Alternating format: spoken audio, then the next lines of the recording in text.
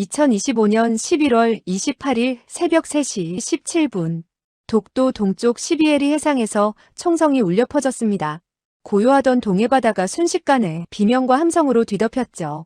일본 해상보안청 함정 5척이 한국 어선 3척을 완전히 포위한 채 고속으로 접근하고 있었습니다. 어선 선원들은 그물을 끌어올리던 중이었고 11월 찬바람이 얼굴을 매섭게 때리고 있었습니다. 첫 번째 총성은 경고였습니다. 하지만 두 번째 총성은 달랐죠. 일본 해상보안청 요원의 권총에서 발사된 실탄이 한국 어부 김성호 씨의 왼쪽 허벅지를 관통했습니다. 김 씨는 비명을 지르며 피로 물든 갑판 위로 쓰러졌고 다른 선원들은 공포에 질린 채 손을 머리 위로 올릴 수밖에 없었습니다. 일본 요원 15명이 무장한 채 세척의 어선에 강제로 승선했고 한국 어부 12명을 하나하나 수갑으로 결박하기 시작했습니다. 어선 선장 이상철 씨는 68살의 노련한 어부였습니다. 40년간 독도 인근 바다를 지켜온 그는 일본 요원들에게 거칠게 항의했죠. 이건 우리 바다요. 당신들이 무슨 권리로. 하지만 일본 요원은 그의 머리를 갑판에 짓누르며 차갑게 말했습니다. 입 닥쳐. 너희는 지금 일본 관할 수역에서 불법 조업을 했어. 체포한다. 이상철 씨의 이마에서 피가 흘러내렸지만 그는 끝까지 저항했습니다. 그 순간 일본 요원의 경찰봉이 그의 어깨를 내려쳤고 이 씨는 신음을 삼키며 쓰러졌습니다. 새벽 3시 45분 12명의 한국 어부들은 일본 해상보안청 함정으로 강제 이송됐습니다. 갑판 위에는 김성호 씨의 피가 검붉게 얼룩져 있었고 버려진 그물이 바람에 펄럭이고 있었습니다. 일본 함정은 북동쪽으로 방향을 틀었고 세척의 한국 어선은 텅 빈 채 파도 위를 표류하기 시작했죠. 독도 등대 불빛만이 멀리서 그 광경을 조용히 지켜보고 있었습니다. 새벽 4시 10분 동해함대 사령부 상황실에 긴급 비상벨이 울렸습니다. 당직 사관이 급히 전화를 받았고 그의 얼굴이 순식간에 창백해졌습니다. 독도 인근에서 우리 어선이 일본에 납포됐다고요? 30초 후 동해함대 사령관이 잠옷 차림으로 상황실에 뛰어들어왔고 대형 스크린에는 실시간 레이더 영상이 떠올랐습니다. 일본 해상보안청 함정 5척이 북동쪽으로 이동 중이었고 그 뒤에는 텅 빈 한국 어선 3척만이 남아있었습니다. 즉시 세종대왕함 출동 준비. 이충호 함장에게 긴급 소집 명령. 사령관의 목소리가 상황실을 가득 채웠습니다. 작전 장교들이 일제히 키보드를 두드리기 시작했고 각 부서로 긴급 연락이 나가기 시작했죠. 상황실 안의 공기가 얼어붙었습니다. 모두가 알고 있었습니다. 이건 단순한 어선 납포 사건이 아니라는 것을 말입니다. 새벽 4시 30분 부산 해군기지 인근 관사에서 이충호 대령의 휴대폰이 요란하게 울렸습니다. 42세의 그는 해군사관학교를 수석으로 졸업한 뒤 20년간 한 번도 실전을 겪지 못한 엘리트 장교였습니다. 세종대왕함 함장으로 부임한 지 6개월, 그는 매일 같은 훈련과 경계 임무를 반복하며 평범한 날들을 보내고 있었죠. 하지만 오늘 새벽 전화는 달랐습니다.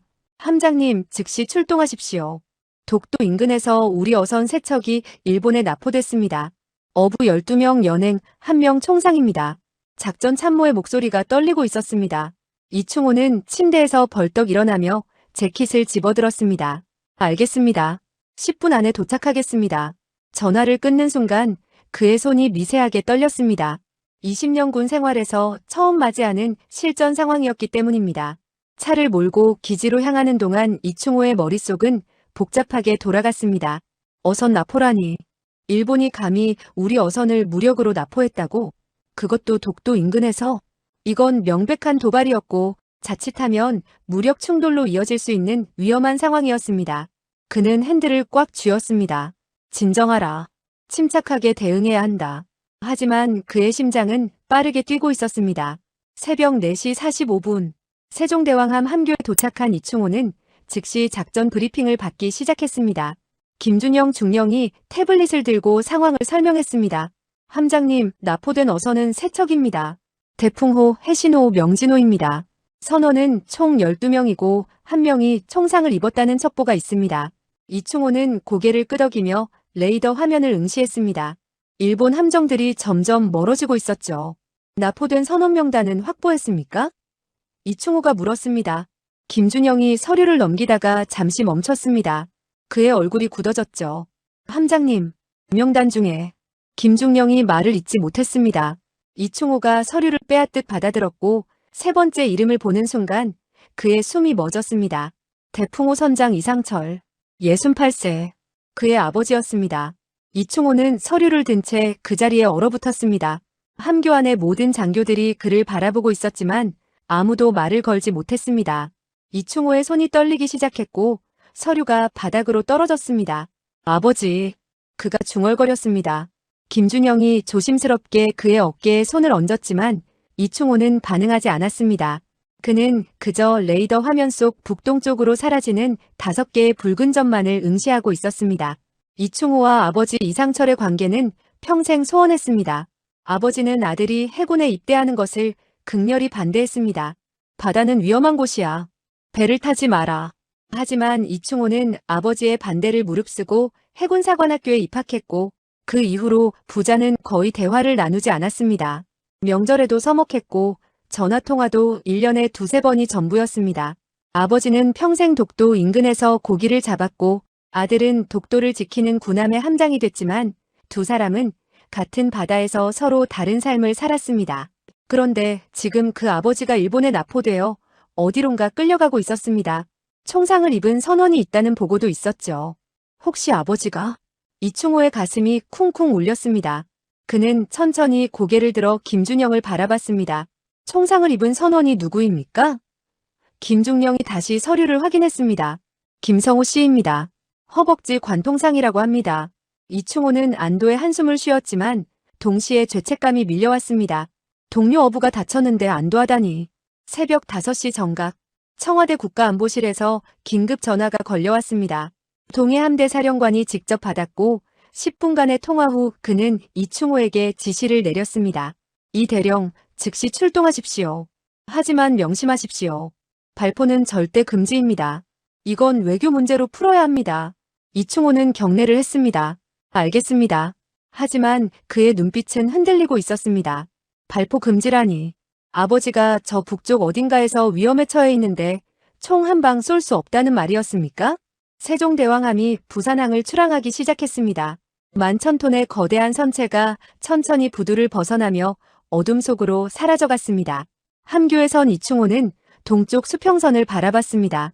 독도는 저 너머 300캐리 거리에 있었고 일본 함정들은 이미 400캐리 이상 멀어진 상태였습니다. 시간이 촉박했습니다. 30노트 최대 속력으로 가도 10시간 이상 걸리는 거리였죠. 그때 레이더 요원이 급히 보고했습니다.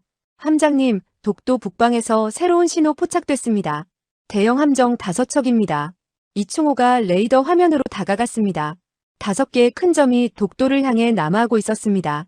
김준영이 재빨리 분석했습니다. 함장님, 이건 해상보안청 함정이 아닙니다. 톤수가 7,000톤 이상입니다. 일본 해상자위대입니다. 함교 안이 순간 정적에 휩싸였습니다.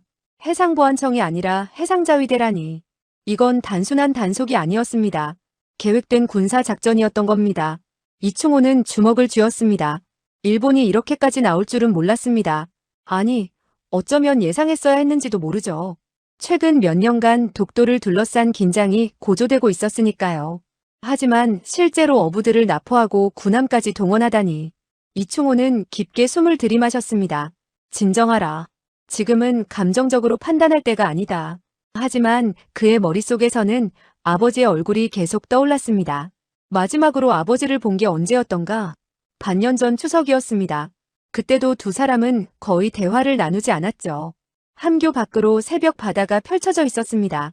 수평선 너머 어딘가에서 아버지가 일본에 억류되어 있었고 일본 해상자위대 이지스함 5척이 독도를 향해 움직이고 있었습니다.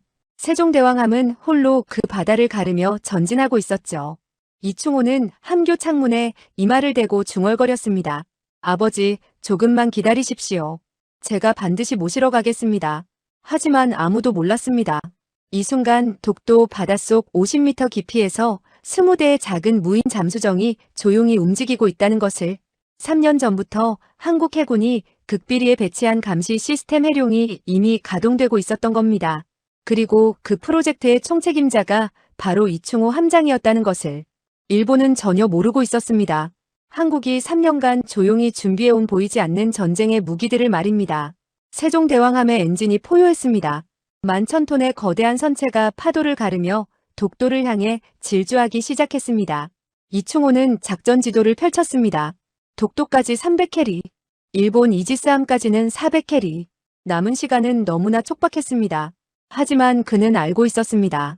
이번 작전은 시간과의 싸움이 아니라 기술과 전략의 싸움이 될 거라는 것을 말입니다. 하지만 이건 시작에 불과했습니다. 일본은 이미 다음 수를 준비하고 있었고 한국은 아직 그 진짜 의도를 파악하지 못한 상태였습니다. 72시간의 긴 전쟁이 막 시작된 겁니다. 세종대왕함이 독도를 향해 질주하는 동안 청와대 국가안보실에서는 긴급회의가 소집됐습니다. 새벽 6시 대통령과 국방부 장관, 외교부 장관, 국가안보실장이 모두 참석한 가운데 상황 브리핑이 시작됐죠. 대형 스크린에는 독도 주변 해역의 실시간 위성 영상이 떠올라 있었고 일본 함정들의 이동 경로가 붉은 선으로 표시되고 있었습니다. 회의실 안의 공기는 무겁고 긴장감으로 가득했으며 참석자들의 표정에서는 깊은 우려가 역력히 드러나고 있었습니다. 외교부 장관이 먼저 입을 열었습니다. 그의 목소리는 조심스러웠지만 단호했죠. 대통령님, 일본 측에 긴급 항해 전화를 넣었습니다만 그들은 합법적인 불법 조업 단속이라고 주장하고 있습니다. 48시간 내로 외교 채널을 통해 해결하겠다는 입장입니다. 국방부 장관이 즉시 반박했습니다. 외교로 48시간을 끄는 사이에 일본은 기정사실을 만들려는 겁니다. 우리 어부들을 일본 법정에 세울 작정이라는 겁니다. 그렇게 되면 국제 여론은 일본 편으로 기울 것입니다. 대통령이 손으로 테이블을 두드리며 물었습니다.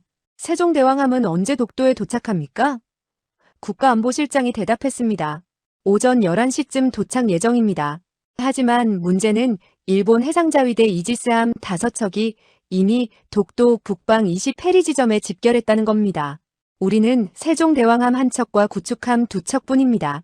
수적으로 열세입니다. 회의실이 잠시 조용해졌습니다. 모두가 상황의 심각성을 깨닫고 있었죠. 이건 단순한 외교 문제가 아니라 군사적 충돌로 비화될 수 있는 위기였습니다. 오전 8시 일본 정부가 갑작스럽게 기자회견을 소집했다는 뉴스가 전 세계로 타전됐습니다.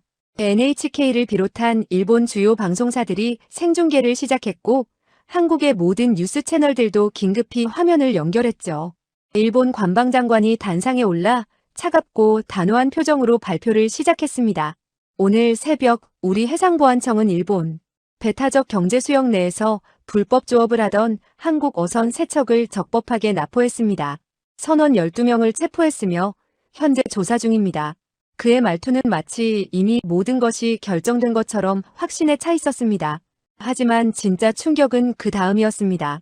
일본 정부는 납포한 한국 어부 12명을 카메라 앞에 세웠던 겁니다. NHK 생중계 화면에 수갑이 채워진 채 일렬로 선 어부들의 모습이 전 세계로 방송되기 시작했습니다. 그들의 얼굴은 피곤과 공포로 창백했고 옷은 찢어지고 피로 얼룩져 있었으며 한 명은 다리에 붕대를 감고 절뚝거리고 있었습니다. 일본 관방장관이 냉정하게 말했습니다. 이들은 72시간 내로 조사를 마칠 것이며 그 후 일본 법정에서 재판을 받게 될 것입니다. 이건 명백한 공개 망신이었고 한국에 대한 심리전이었습니다. 세종대왕함 함교에서 이충호는 그 생중계를 지켜보고 있었습니다. 대형 스크린에 아버지 이상철의 모습이 나타났을 때 그의 심장이 멎는 것 같았습니다. 아버지는 맨 앞줄 가운데에 서 있었고 이마에는 검은 멍이 들어 있었으며 어깨가 축 처져 있었습니다. 68살의 노인이 수갑에 묶인 채 전 세계 카메라 앞에 서 있는 모습이었죠. 이충호의 손이 떨렸고 그는 책상 모서리를 꽉 움켜쥐었습니다. 함교 안의 모든 승조원들이 조용히 화면을 바라보고 있었지만 아무도 함장을 쳐다보지 못했습니다. 그때 이상철이 갑자기 고개를 들어 카메라를 똑바로 바라봤습니다. 일본 경비원이 그를 제지하려 했지만 이상철은 목청껏 외쳤습니다. 아들아, 충호야, 듣고 있느냐? 이건 함정이다. 오지 마라. 우린 괜찮으니 내 임무나 제대로 해라. 일본 경비원들이 황급히 그의 입을 막으려 했지만 이상철은 끝까지 버텼습니다. 조국을 지켜라. 우리 걱정은 하지 말고. 그 순간 총성이 울렸습니다. 경고 사격이었지만 이상철은 놀라 비틀거렸고 옆에 어부가 그를 붙잡아 쓰러지지 않게 했습니다. NHK 생중계 화면이 급히 암전됐습니다. 하지만 그 짧은 순간은 이미 전 세계로 생중계됐고 수백만 명이 그 장면을 목격했습니다. 세종대왕함 함교안이 완전히 얼어붙었습니다. 이충호는 화면 앞에서 움직이지 못한 채 아버지의 마지막 외침을 계속 되새기고 있었습니다. 조국을 지켜라. 우리 걱정은 하지 말고. 평생 아들의 군 생활을 반대하던 아버지가 마지막 순간 한 말이 그것이었습니다. 이충호의 눈에서 눈물이 흘러내렸지만 그는 재빨리 손으로 닦아냈습니다. 김준영 중령이 조심스럽게 다가왔습니다. 함장님. 하지만 이충호는 손을 들어 그를 제지했습니다. 그리고 천천히 고개를 돌려 함교안의 모든 승조원들을 바라봤습니다. 젊은 사관들의 얼굴에는 분노와 슬픔이 뒤섞여 있었고 나이든 부사관들은 주먹을 꽉 쥐고 있었습니다.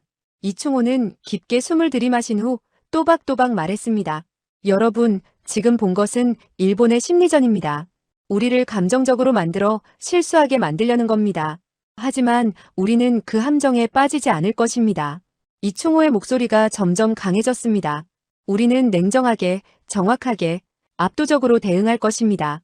저 어부 12명을 반드시 구출할 것이고 일본에게 다시는 이런 짓을 할 생각조차 못하게 만들 것입니다. 이건 명령이 아니라 약속입니다. 모두 각자 위치로 돌아가 임무에 집중하십시오. 승조원들이 일제히 경례를 하고 각자의 위치로 돌아갔습니다. 함교안에 다시 긴장된 침묵이 흘렀고 각 부서에서 작전 준비 소리가 조용히 울려 퍼졌습니다. 김준영이 이충호 옆으로 다가와 낮은 목소리로 말했습니다. 함장님, 청와대에서 연락 왔습니다. 여전히 발포 금지 명령입니다. 외교적으로 해결하라는 지시입니다. 이충호가 쓴웃음을 지었습니다. 외교로 해결이라. 일본은 이미 우리 국민을 전 세계에 공개 망신시켰는데 말입니다. 김준영이 조심스럽게 물었습니다. 함장님, 그럼 우리는 어떻게 합니까? 이충호가 레이더 화면을 응시하며 대답했습니다. 우리에게는 총과 미사일만 있는 게 아닙니다. 김중령. 우리에게는 그들이 전혀 모르는 무기가 있습니다. 오전 9시 30분. 세종대왕함의 레이더가 새로운 신호를 포착했습니다. 독도 북방 20해리 지점에서 거대한 표적 5개가 명확하게 잡혔습니다. 레이더 요원이 급히 보고했습니다. 함장님, 일본 이지스함 5척 확인했습니다. 마야급 2척, 아타고급 2척, 콩고급 1척입니다. 모두 전투 대형을 갖추고 있습니다. 이충호가 쌍안경으로 수평선을 바라봤습니다. 아직 육안으로는 보이지 않았지만 레이더는 명확하게 그들의 존재를 알려주고 있었습니다. 김준영이 전술 상황판을 확인하며 말했습니다. 함장님, 우리는 세종대왕함 1척과 뒤따라오는 구축함 2척뿐입니다. 5대 세입니다. 수적으로 불리합니다. 이충호가 고개를 끄덕였습니다. 알고 있습니다. 하지만 숫자가 전부는 아닙니다. 그는 내부 통신을 켜고 특정 주파수를 선택했습니다. 암호화된 채널이었죠. 해룡 시스템 상태 보고하십시오. 잠시 정적이 흐른 후 여성의 차분한 목소리가 들려왔습니다. 해룡전 유닛 정상 작동 중입니다. 독도 주변 50m에서 200m 수심에 20대 배치 완료. 일본 함정 5척 모두 추적 중입니다. 이충호가 미소를 지었습니다. 좋습니다. 대기 상태 유지하십시오. 작전 개시 신호까지 절대 노출되지 마십시오. 통신이 끊겼습니다. 김준영이 안도의 한숨을 내쉬었습니다. 3년 프로젝트가 드디어 빛을 보는군요. 이충호가 레이더 화면을 바라보며 조용히 말했습니다.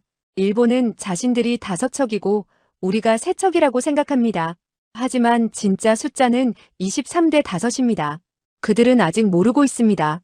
함교안의 분위기가 조금 누그러졌지만 긴장은 여전했습니다. 그 순간 레이더에 새로운 신호가 나타났습니다. 독도 상공에서 빠르게 접근하는 4개의 작은 점이었습니다. 함장님, 항공, 표적 4개 포착. 일본 P-1 초계기입니다. 이충호의 표정이 굳어졌습니다. 해상 전력만이 아니라 공중 전력까지 동원한 겁니다. 이건 단순한 어선 납포가 아니었습니다. 완전히 계획된 군사작전이었고 일본은 한국을 압도할 준비를 철저히 해온 겁니다. 이충호는 깊게 한숨을 내쉬었습니다. 72시간이 얼마나 길고 힘든 싸움이 될지 이제야 실감이 났습니다. 함교 창밖으로 독도의 희미한 윤곽이 보이기 시작했습니다. 저 작은 섬을 둘러싸고 한국과 일본의 군사력이 충돌하려 하고 있었습니다. 이충호는 아버지의 마지막 외침을 다시 떠올렸습니다. 조국을 지켜라. 그는 조용히 다짐했습니다. 네, 아버지. 저는 조국을 지킬 것입니다. 그리고 아버지를 반드시 구해올 것입니다. 둘 다 포기하지 않을 것입니다. 그 순간 일본 이지스함에서 무전이 들어왔습니다. 차갑고 기계적인 일본어 음성이었습니다. 한국 해군 함정, 이곳은 일본이 관할하는 수역입니다. 즉시 철수하십시오. 경고합니다. 접근 시 우리는 자위권을 행사할 것입니다. 이충호가 마이크를 잡았습니다. 그의 목소리는 침착하고 단호했습니다. 일본 해상자위대, 이곳은 대한민국 영해입니다. 우리 국민을 즉시 석방하십시오. 이것이 우리의 마지막 경고입니다. 양측의 무전이 끊겼고 긴장된 침묵만이 바다 위를 감쌌습니다. 오전 10시 세종대왕함이 독도 남쪽 시페리 해상에 도착했을 때 수평선 너머로 일본 이지스함 5척의 윤곽이 선명하게 보이기 시작했습니다. 거대한 회색 선체들이 전투 대형을 갖추고 북쪽에서 남하하고 있었고 각 함정의 위상 배열 레이더가 하얀 빛을 반사하며 위협적으로 빛나고 있었습니다. 쌍안경으로 확인한 결과 일본 해상자위대의 최신의 이지스함들이었고 각각 128개 이상의 소직 발사대를 장착한 막강한 전력이었습니다. 이충호는 쌍안경을 내리며 깊게 숨을 들이마셨습니다. 예상은 했지만 실제로 보니 압도적인 규모였습니다. 김준영 중령이 전술 상황판 앞에서 빠르게 손을 움직이며 일본 함대의 배치를 분석했습니다. 함장님, 적 함대는 오각 방어 대형입니다. 중앙에 마야급 한 척, 좌우에 아타고급 2척, 후방에 콩고급과 마야급 각 한 척씩입니다. 완벽한 방공망을 구축하고 있습니다. 우리 미사일이 접근해도 다층 요격이 가능한 배치입니다. 이충호가 화면을 응시하며 고개를 끄덕였습니다. 일본은 단순히 숫자만 많은 게 아니라 전술적으로도 완벽하게 준비해 온 겁니다. 이건 즉흥적인 도발이 아니라 몇 달 전부터 계획된 작전이 분명했습니다. 함교 뒤쪽에서 통신장교가 급히 보고했습니다. 함장님, 미국 국방부에서 긴급 성명이 나왔습니다. 대형 스크린에 CNN 속보가 떴습니다. 미국 국방부 대변인이 기자회견장에서 차분하게 발표하고 있었습니다. 미국은 독도 분쟁에 대해 중립적 입장을 유지합니다. 이는 한국과 일본 양국이 외교적으로 해결해야 할 문제입니다. 미국은 개입하지 않을 것입니다. 함교안이 순간 얼어붙었습니다. 한미동맹의 핵심 원칙 중 하나인 상호방위 조약이 작동하지 않는다는 의미였습니다. 한국은 완전히 고립된 상태로 일본과 맞서야 하는 겁니다. 이충호는 주먹을 꽉 쥐었습니다. 미국이 중립을 선언한 이유는 명확했습니다. 일본은 미국의 인도태평양 전략에서 가장 중요한 동맹국이고 미국은 중국 견제를 위해 일본을 절대 포기할 수 없었던 겁니다. 반면 한국의 독도는 미국 입장에서는 전략적 가치가 낮았죠. 냉정한 국제 정치의 현실이었습니다. 함교안의 젊은 사관들 얼굴에는 배신감과 분노가 역력했습니다. 평소 한미동맹을 믿고 훈련해온 그들에게 이 선언은 충격이었습니다. 김준영이 조용히 중얼거렸습니다. 우리는 혼자입니다, 함장님. 이충호가 고개를 끄덕였습니다. 알고 있습니다.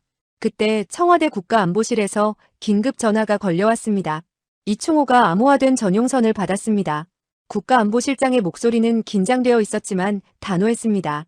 이 대령, 미국이 중립을 선언했습니다. 우리는 외교적으로 매우 불리한 상황입니다. 절대로 먼저 발포하지 마십시오. 일본이 먼저 쏘게 만들어야 합니다. 그래야 국제 여론에서 우리가 피해자가 될 수 있습니다. 이충호가 대답했습니다. 하지만 실장님, 일본 함대가 화기관제 레이더를 조준하고 있습니다. 언제든 미사일을 발사할 수 있는 상황입니다. 국가안보실장의 목소리가 더 낮아졌습니다. 그래도 참으십시오. 이건 명령입니다. 전화가 끊겼습니다. 이충호는 수화기를 내려놓으며 허탈하게 웃었습니다. 참으라니. 적이 총구를 겨누고 있는데 참으라는 겁니까? 김준영이 조심스럽게 물었습니다. 함장님, 어떻게 하시겠습니까? 이충호가 창밖 일본 함대를 바라보며 대답했습니다. 명령은 명령입니다. 우리는 발포하지 않습니다. 하지만 방어태세는 최고 수준으로 유지합니다. 언제든 요격할 준비를 하십시오.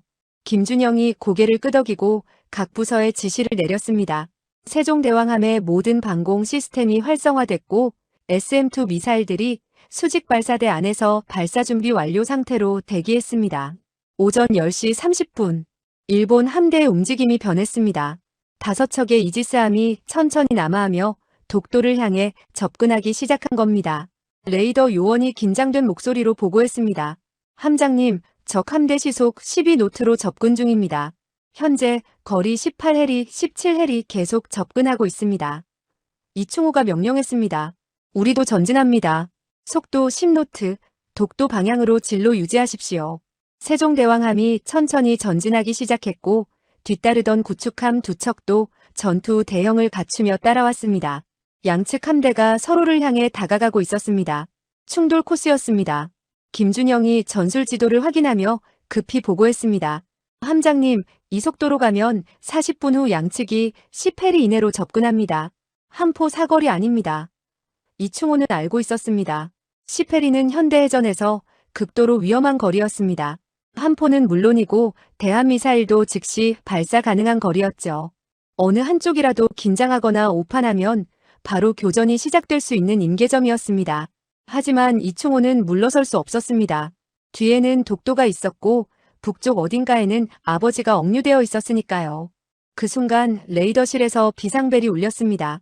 레이더 요원이 비명에 가까운 목소리로 외쳤습니다.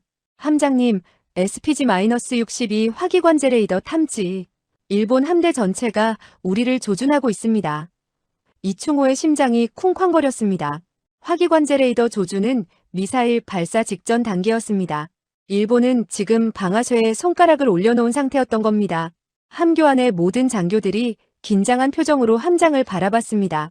누군가는 숨소리조차 조심스러웠고 누군가는 주먹을 꽉 쥐고 있었습니다. 이충호가 차분하게 명령했습니다. 우리도 SPG-62 가동하십시오. 적 함대 5척 모두 낙온하십시오. 김준영이 잠깐 망설였습니다. 함장님, 화기관제 레이더 조준은 사실상 전쟁 행위입니다. 청와대 명령은? 이충호가 그를 똑바로 바라보며 말했습니다. 발포하지 말라는 명령은 받았습니다. 하지만 조준하지 말라는 명령은 없었습니다. 적이 우리를 조준한다면 우리도 조준합니다. 그게 자위권입니다.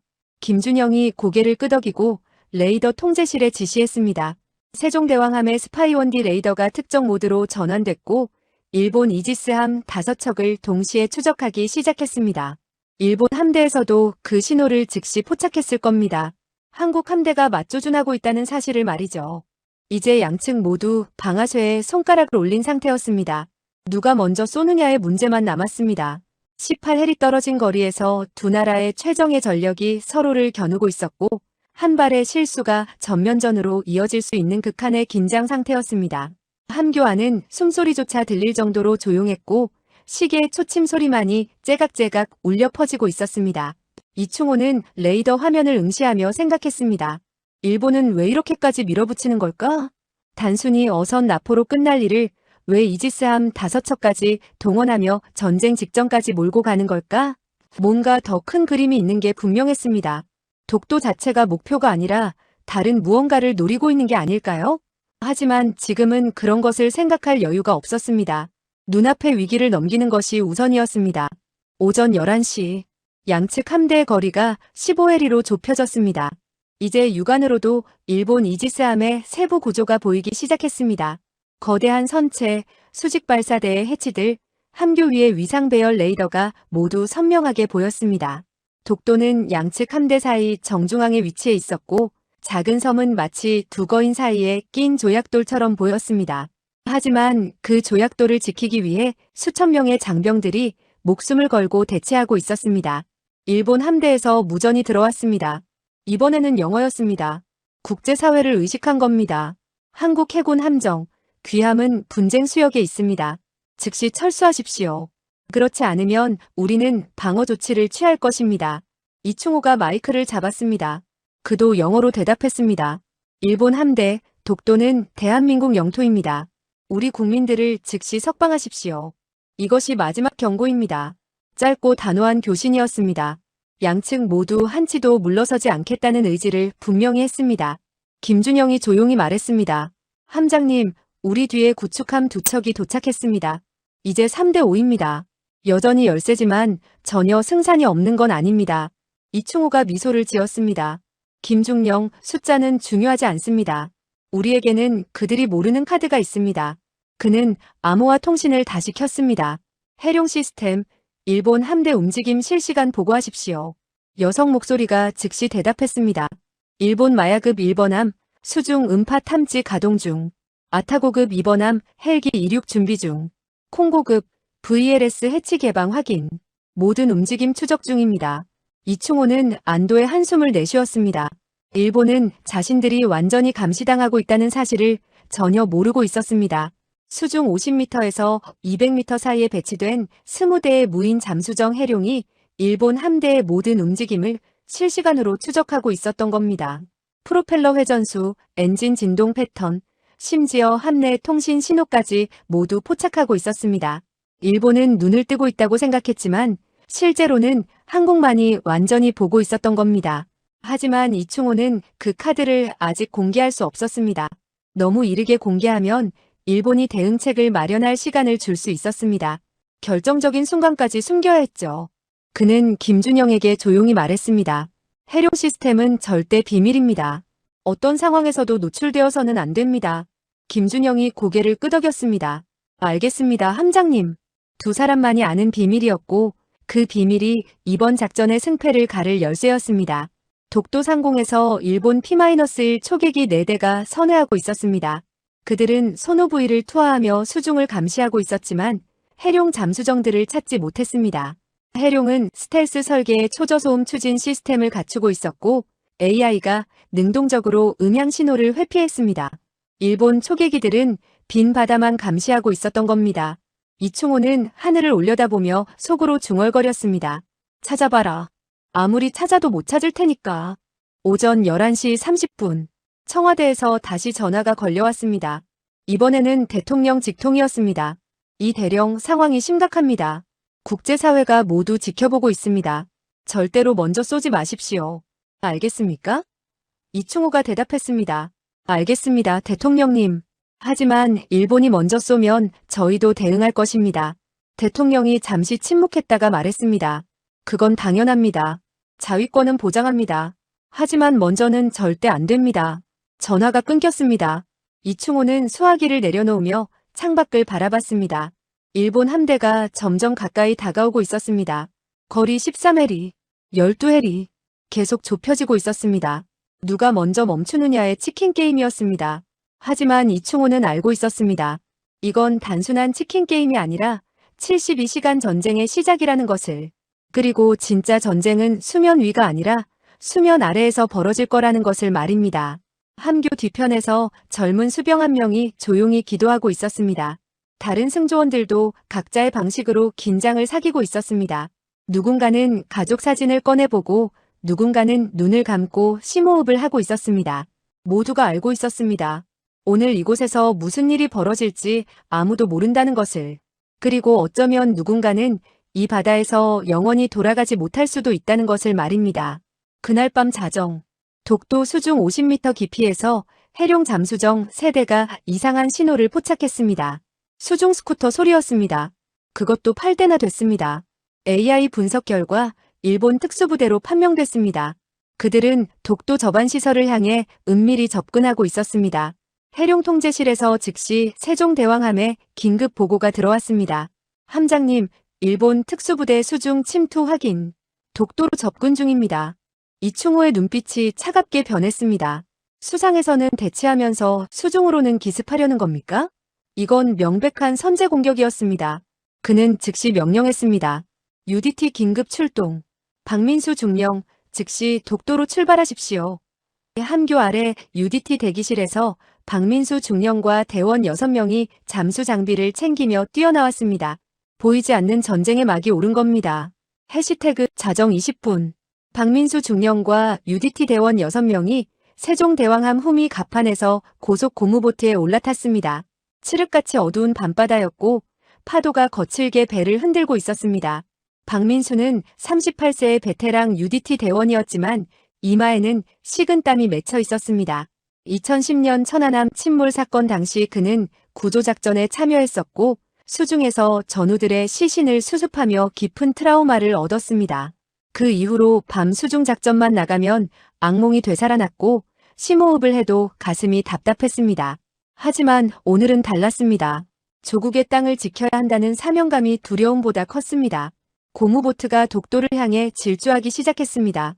엔진 소리가 어둠 속에서 낮게 울렸고 바닷물이 얼굴을 차갑게 때렸습니다. 박민수는 대원들을 돌아보며 간단하게 지시했습니다. 목표는 일본 특수부대 8명입니다. 그들은 독도 저반시설 폭파가 목적입니다. 우리는 그들을 저지해야 합니다. 수중 전투입니다. 총은 사용할 수 없습니다. 나이프와 맨손뿐입니다. 알겠습니까? 대원들이 일제히 고개를 끄덕였습니다. 그들의 눈빛은 결연했고 아무도 두려움을 드러내지 않았습니다. 15년을 함께 훈련한 전우들이었고 서로를 완전히 믿고 있었습니다. 자정 40분, 독도 동쪽 해안에서 500m 떨어진 지점에 도착했습니다.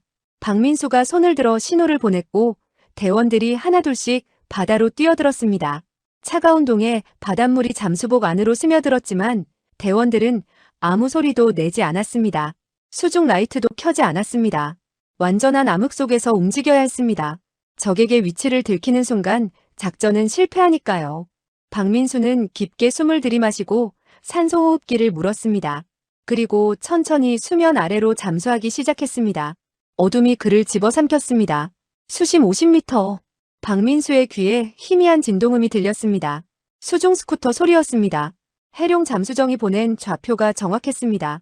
일본 특수부대가 바로 앞쪽 100m 지점에서 접근하고 있었습니다. 박민수는 손을 들어 대원들에게 신호를 보냈습니다. 전투 대형으로 전환하라는 의미였습니다. 대원들이 조용히 퍼져나갔고 삼각 포위 대형을 갖췄습니다. 완전한 어둠 속에서도 그들은 수백 번 훈련한 대로 정확하게 움직였습니다. 손끝의 미세한 수류 변화만으로 서로의 위치를 감지했습니다. 그 순간 수중에서 희미한 불빛이 깜빡였습니다. 일본 특수부대였습니다. 그들은 적외선 수중 라이트를 사용하고 있었고 서로 간격을 유지하며 전진하고 있었습니다. 박민수는 손목에 작은 모니터를 확인했습니다. 해룡 잠수정이 보내는 실시간 영상이었습니다. 일본 대원 8명이 화면에 선명하게 잡혔고 각자 C사 폭약 가방을 메고 있었습니다. 박민수는 주먹을 꽉 쥐었습니다. 독도를 폭파하려 한다니 절대 허용할 수 없었습니다. 그는 허리춤에 찬 전투용 나이프를 천천히 뽑았습니다. 차가운 금속 촉감이 손에 전해졌습니다. 같은 시각 독도 상공 8,000m 한국 공군 제11전 투비행단 소속 F-15K 2대가 긴급 발진해 독도 상공에 도착했습니다. 조종석 안에서 김태훈 소령은 레이더 화면을 응시하고 있었습니다. 화면에는 일본 F-35어 4대가 북쪽에서 접근하는 신호가 잡혔습니다. 김태훈은 32살의 젊은 조종사였고 결혼한 지 석 달밖에 안 된 신혼이었습니다. 아내는 지금 부산 집에서 잠들어 있을 겁니다. 그는 아내의 얼굴을 떠올렸지만 재빨리 고개를 저었습니다. 지금은 집중해야 할 때였습니다. 그는 무전으로 교신했습니다. 독수리 이 적기 4대 확인. 거리 50km, 고도 9,000m. 요격 준비. 부기장 최준서 대위가 대답했습니다. 독수리 1 알겠습니다. 무장 상태 확인 완료. 에임 124발, 에임라인 2발 탑재. 발사 준비 완료. 김태훈이 깊게 숨을 들이마셨습니다. 좋아. 하지만 기억해. 우리는 먼저 쏘지 않는다. 저들이 먼저 라곤하기 전까지는 절대 발사하지 마. 최준서가 긴장된 목소리로 대답했습니다. 알겠습니다. 하지만 적기가 먼저 쏘면 우리가 당할 수도 있습니다. 김태훈이 쓴웃음을 지었습니다. 그게 우리 운명이야. 조국을 지키는 전투기 조종사의 운명. 2대의 F-15K가 독도 상공을 선회하며 일본 F-35를 기다렸습니다. 수중 50m. 박민수와 일본 선두대원의 거리가 30m로 좁혀졌습니다. 이제 상대의 움직임이 수류로 감지됐습니다. 박민수는 천천히 접근했습니다. 소리를 내면 안 됐습니다. 완전히 조용하게 마치 물의 일부처럼 움직여야 했습니다. 15m, 10m, 5m. 일본 대원은 여전히 박민수를 눈치채지 못했습니다. 박민수는 마지막 순간 급가속했고 일본 대원의 등 뒤로 파고들었습니다.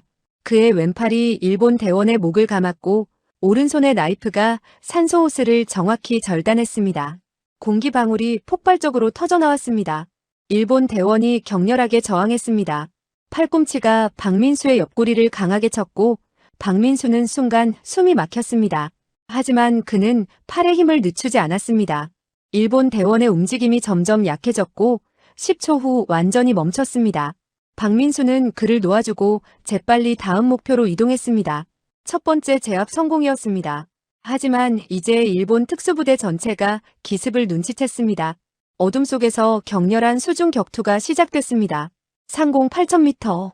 일본 F-35어 4대가 독도 상공에 도착했습니다. 김태훈의 레이더 경보음이 울리기 시작했습니다. 일본기 중 2대가 레이더를 김태훈의 F-15K를 향해 조준하고 있었습니다. 아직 미사일 라고는 아니었지만 그 직전 단계였습니다. 김태훈이 급히 무전했습니다. 지휘부 독수리 1. 일본기가 우리를 추적하고 있습니다. 라곤 직전입니다. 교전 허가 요청합니다. 지휘부의 대답은 단호했습니다. 불어. 반복한다. 교전 불어. 먼저 라곤하면 안 된다. 회피 기동만 허가한다. 김태훈은 이를 악물었습니다. 회피 기동만 하라니. 적기가 먼저 쏠 때까지 기다리라는 겁니까? 하지만 명령은 명령이었습니다. 그는 조종관을 당겼고 F-15K가 급상승하기 시작했습니다. 고도 10,000m로 올라갔습니다. 일본 F-35 2대가 즉시 추격했습니다. 김태훈은 배럴 롤 기동을 시작했고 F-15K가 공중에서 회전하며 일본기의 추적을 벗어나려 했습니다. 하지만 일본 F-35의 스텔스 성능과 기동성은 예상보다 뛰어났습니다. 거리가 좁혀지고 있었습니다. 수중 50m. 박민수는 두 번째 일본 대원과 격렬한 나이프 전투를 벌이고 있었습니다. 상대는 러시아제 특수 전투 나이프를 들고 있었고 동작이 매우 빨랐습니다. 박민수의 왼팔에 칼날이 스쳤고 잠수복이 찢어지며 피가 흘러나왔습니다. 하지만 박민수는 비명을 참았습니다. 수중에서 소리를 내는 순간 산소를 잃으니까요. 그는 재빨리 몸을 회전시켰고 일본 대원의 손목을 잡아 비틀었습니다. 뼈가 부러지는 둔탁한 감촉이 손에 전해졌고 일본 대원이 나이프를 놓쳤습니다. 박민수는 그 틈을 놓치지 않고 자신의 나이프를 상대의 산소 탱크에 찔렀습니다. 공기가 격렬하게 분출됐고 일본 대원은 급히 수면으로 상승하기 시작했습니다. 박민수의 주변에서도 격렬한 싸움이 벌어지고 있었습니다. 한국 UDT 대원 1명이 일본 대원 2명과 싸우고 있었고 다른 대원은 폭약 가방을 빼앗으려 애쓰고 있었습니다. 완전한 어둠 속에서 생사를 건 무음 전투가 펼쳐지고 있었습니다. 나이프가 섬광처럼 스쳐 지나갔고 공기 방울이 폭발하듯 터져 나왔으며 수류가 격렬하게 소용돌이쳤습니다. 박민수는 세 번째 목표를 향해 헤엄쳐 갔습니다. 하지만 그 순간 천안함 사건의 기억이 갑자기 떠올랐습니다. 어둠 속에서 침몰하는 함정, 구조를 기다리는 전우들의 눈빛, 그리고 너무 늦게 도착한 자신의 무력함. 박민수는 고개를 세차게 저었습니다. 아니야. 지금은 과거가 아니야. 지금은 내가 살아있고 지킬 수 있어. 그는 다시 집중했습니다. 세 번째 일본 대원이 폭약 가방에서 뭔가를 꺼내고 있었습니다. 그는 전력으로 헤엄쳐 갔습니다. 20m, 15m, 10m. 일본 대원이 타이머 버튼을 누르려는 순간 박민수가 도착했고 그의 손목을 낚아챘습니다. 두 사람이 얽히며 물속에서 격렬하게 회전했습니다. 상공 8,000m. 김태훈의 F-15K와 일본 F-35의 거리가 300m까지 좁혀졌습니다. 위험한 거리였습니다. 레이더 경보음이 계속 울렸고 일본기가 미사일 라곤을 시도하고 있었습니다. 김태훈은 급강하를 시작했습니다. F-15K가 수직으로 낙하하며 고도를 잃기 시작했습니다. 7,000m, 6,000m, 5,000m. 일본 F-35가 추격을 계속했습니다. 4,000m, 3,000m. 김태훈은 마지막 순간 조종관을 당겼고 F-15K가 수평으로 전환하며 해수면 300m 상공을 스쳐 지나갔습니다. 일본 F-35도 따라 내려왔지만 김태훈보다 200m 더 높았습니다. 한국 조종사의 극한 기동이 일본 조종사를 압도한 순간이었습니다. 수중 50m. 박민수는 일본 대원의 타이머를 빼앗는데 성공했습니다. 하지만 그 순간 뒤에서 다른 일본 대원이 접근했고 박민수의 산소 호스를 나이프로 찔렀습니다. 공기가 터져나가기 시작했습니다. 박민수는 즉시 예비호흡기로 전환했지만 공기량이 절반밖에 남지 않았습니다. 10분이면 바닥날 것입니다. 그는 재빨리 뒤돌아 공격자를 마주했습니다. 상대는 박민수보다 덩치가 컸고 움직임이 빨랐습니다. 일본 해상자위대 특수작전군 소속 베테랑으로 보였습니다. 두 사람이 나이프를 맞대고 밀고 당기기 시작했습니다. 힘겨루기였습니다. 박민수는 점점 밀리기 시작했습니다. 산소가 부족해서 힘이 빠졌습니다. 상대의 나이프 끝이 박민수의 목 앞 10cm까지 다가왔습니다. 20cm, 15cm. 박민수의 팔이 떨렸습니다. 이대로 지는 건가? 그 순간 천안함 사건이 다시 떠올랐습니다. 하지만 이번에는 다른 기억이었습니다. 구조된 전우가 그에게 했던 말이었습니다. 박중령님이 와줘서 살았습니다. 감사합니다. 박민수는 눈을 크게 떴습니다. 그래, 나는 사람을 구하는 사람이야. 포기할 수 없어. 박민수는 마지막 힘을 끌어모았습니다. 그리고 상대가 예상치 못한 기술을 사용했습니다. 급격히 몸을 회전시키며 상대의 중심을 무너뜨린 겁니다. 일본 대원이 균형을 잃었고 박민수는 그 틈을 놓치지 않았습니다. 나이프가 상대의 산소 탱크를 관통했고 폭발적인 공기 분출이 시작됐습니다. 일본 대원이 급히 수면으로 상승했습니다. 박민수는 숨을 헐떡이며 주변을 확인했습니다. 한국 UDT 대원들이 하나둘씩 승리의 신호를 보내고 있었습니다. 일본 특수부대 8명 중 5명이 제압됐고 나머지 셋은 철수하고 있었습니다. 작전 성공이었습니다. 상공 300m. 김태훈의 F-15K가 해수면 위를 질주하고 있었습니다. 일본 F-35 4대는 더 이상 추격하지 않고 고도를 회복하고 있었습니다. 김태훈이 안도의 한숨을 내쉬었습니다. 독수리 이 적기 철수 중. 우리도 복귀한다. 최준서가 대답했습니다. 알겠습니다. 정말 아슬아슬했습니다. 김태훈이 쓴웃음을 지었습니다. 전쟁은 원래 아슬아슬한 거야. 두 대의 F-15K가 상승하며 독도 상공을 벗어나기 시작했습니다. 새벽 1시 30분. 박민수와 UDT 대원들이 수면으로 상승했습니다. 차가운 밤 공기가 얼굴을 때렸고 별이 총총한 하늘이 펼쳐져 있었습니다. 박민수는 호흡기를 벗으며 깊게 숨을 들이마셨습니다. 살아있었습니다. 그리고 독도를 지켰습니다. 대원들이 하나둘씩 엄지를 치켜 세웠습니다. 모두 무사했습니다. 한 명도 잃지 않았습니다. 박민수는 하늘을 올려다보며 조용히 중얼거렸습니다. 천안함 전우들이여, 우리는 이번에는 제대로 지켰습니다. 그의 눈에서 눈물인지 바닷물인지 모를 것이 흘러내렸습니다. 하지만 박민수는 몰랐습니다. 일본 특수부대 중 한 명이 철수하기 전 마지막으로 무언가를 남기고 갔다는 사실을. 독도 저반시설 수중 30m 지점에 소형 폭약이 부착되어 있었고 타이머는 이미 작동 중이었습니다. 남은 시간 30분. 세종대왕함으로 돌아가는 박민수의 무전기에서 급박한 목소리가 터져 나왔습니다. 박중령, 해룡이 폭약신호 포착. 독도 저반시설에 C사 부착돼 있습니다. 30분 후 폭발. 새벽 1시 45분. 박민수는 무전을 듣는 순간 고무보트에서 벌떡 일어났습니다. 폭약이 어디 부착돼 있습니까? 그의 목소리는 급박했지만 침착했습니다. 해룡 통제실에서 여성의 목소리가 빠르게 대답했습니다. 독도 동쪽 저반시설 수중 30m 지점, 콘크리트 기둥 세 번째에 부착돼 있습니다. C사 폭약 5kg으로 추정됩니다. 타이머 28분 남았습니다. 박민수는 즉시 결정을 내렸습니다. 전 대원 즉시 재잠수. 폭약 제거 작전 개시. 대원들이 망설임 없이 다시 바다로 뛰어들었습니다. 방금 전 격렬한 전투를 치렀지만 쉴 시간이 없었습니다. 박민수가 수면 아래로 잠수하며 산소량을 확인했습니다. 예비호흡기에 남은 공기는 15분치밖에 없었습니다. 하지만 폭약 제거에는 최소 20분이 필요했습니다. 부족했습니다. 대원 한 명이 자신의 예비호흡기를 건네려 했지만 박민수는 손을 저었습니다. 모두가 살아야 했습니다. 그는 깊게 잠수하기 시작했습니다. 10m, 20m, 30m. 독도 저반시설의 거대한 콘크리트 기둥이 어둠 속에서 나타났습니다. 해룡 잠수정이 보낸 좌표가 정확했습니다. 세 번째 기둥 중간쯤에 검은 가방이 철사로 단단히 묶여 있었고 빨간 LED 숫자가 깜빡이고 있었습니다.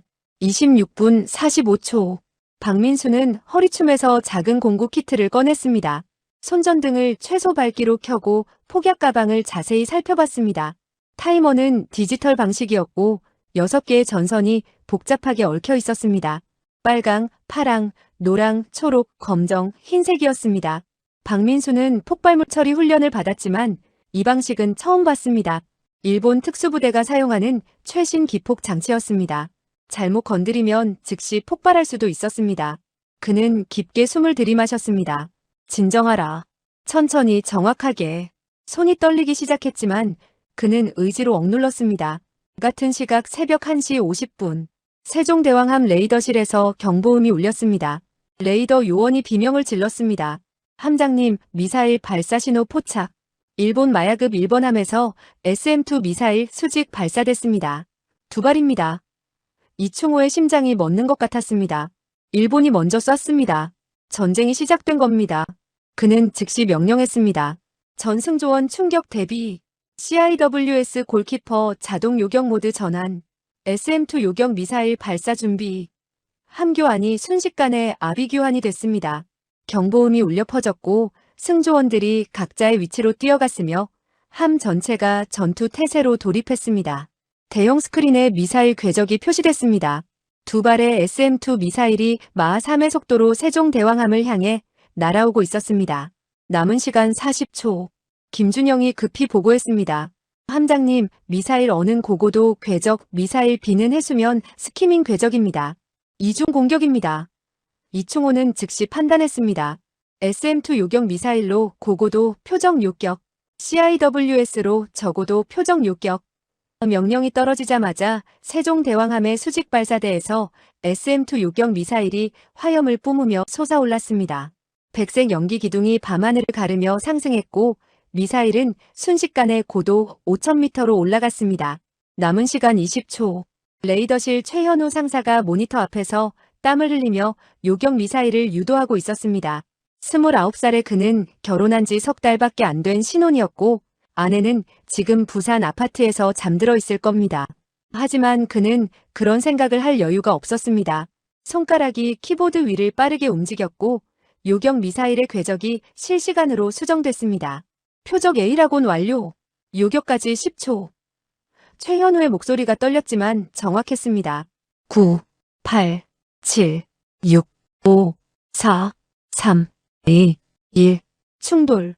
상공 5,000m에서 섬광이 터졌습니다.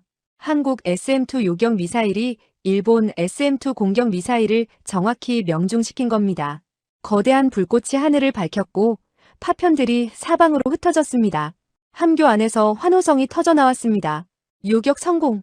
하지만 이충호는 표정을 바꾸지 않았습니다. 아직 한 발 남았다. 집중. 두 번째 미사일은 여전히 해수면 3m 상공을 스키밍하며 접근하고 있었습니다. 남은 거리 5km, 4km. 속도가 너무 빨랐습니다. CIWS 골키퍼가 자동으로 목표를 포착했습니다. 네덜란드제 근접방어 무기 체계였고 분당 4,200발의 20mm 탄환을 발사할 수 있었습니다. 거대한 포신이 미사일을 향해 조준됐고 레이더가 정확한 탄착점을 계산했습니다. 거리 3km, 2km, 1.5km. 발사. 골키퍼가 불을 뿜기 시작했습니다. 귀를 찢는 굉음과 함께 수천 발의 탄환이 하늘을 가득 채웠습니다. 붉은 예광탄이 마치 레이저 무기처럼 일직선을 그리며 미사일을 향해 날아갔습니다. 최현우가 모니터를 응시하며 중얼거렸습니다. 맞아라. 제발 맞아라.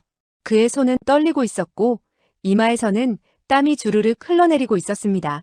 거리 500m, 400m, 300m. 골키퍼의 탄환이 미사일 주변 공간을 완전히 포화시켰습니다. 그리고 마침내 명중했습니다. 미사일이 공중에서 폭발하며 거대한 화구를 만들었습니다. 폭발 지점은 세종대왕함에서 불과 200m 떨어진 해상이었습니다.